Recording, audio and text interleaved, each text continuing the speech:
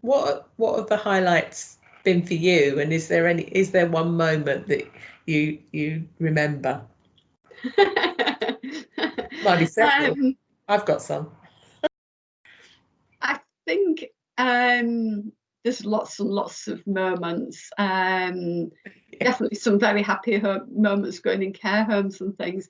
But I think the biggest moments for me and my working life and everything was being a sellout at the Bridlington Spa for the Royal Philharmonic Orchestra. I've never ever managed to have a sellout concert ever at the Spa. That was the biggest highlight for me. That was an amazing concert, actually. When they opened the curtains, to the sea, it was. Yeah. That was something that had never happened before. No, I have no idea.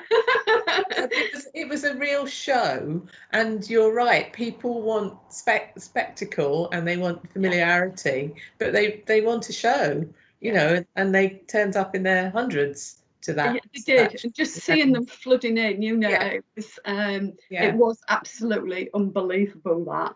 And like you say, opening that backdrop. I know it isn't always the best thing to do because of the sun and everything, and there's problems around the musicians seeing the music and everything, but they came for that. And when we got the little boat to go past that time, after that's little boat, man, and it did it. I think it was just absolutely amazing. I never ever thought that I would manage to sell that venue out. Yeah, that's amazing achievement.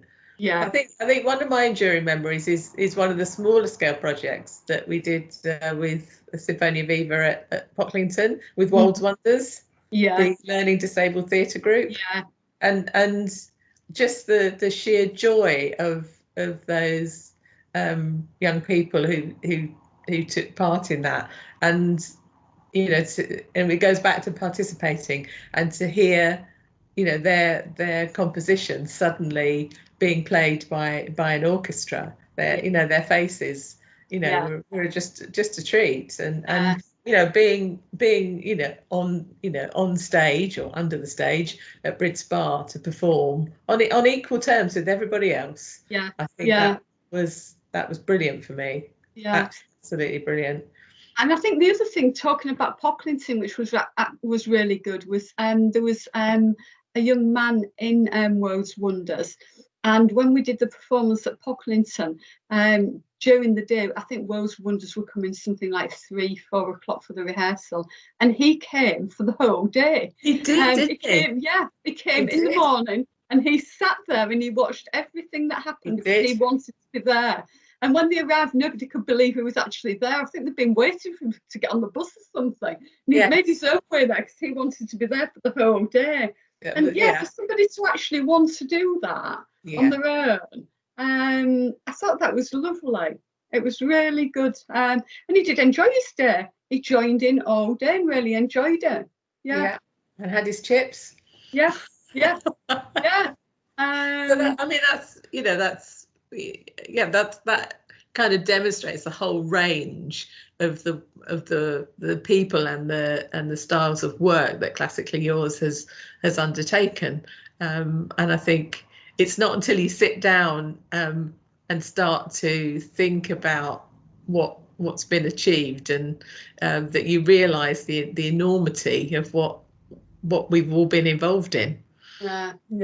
And so kind of going forward, I think we at Orchestras Live are really looking forward to the kind of next phase, particularly, you know, looking towards, as you say, places like Goole and Hornsey, and linking up the whole kind of coastal areas with something that we can build on. And I know the orchestras are looking forward to it as well. The other thing that has been nice about it as well is sort of bringing the youth orchestra in to be part of it. That's been lovely, and I think they've got a lot out of it. That's been really good. And the other thing about bringing the dance in, because the dance has never been brought in previously, and that was a really nice part of it, bringing them in. They really enjoyed, you know, doing that work. The choreography was amazing. Yeah, Dawn, who's the artistic director, it changed her perception on a lot of things because she'd never actually worked with a conductor before. She's obviously a professional dancer and danced all over the world and everything as a dancer, but never actually worked with a conductor. And she said to see it from how they work it and everything, it was really interesting to bring it all together via a conductor instead of via dance, really.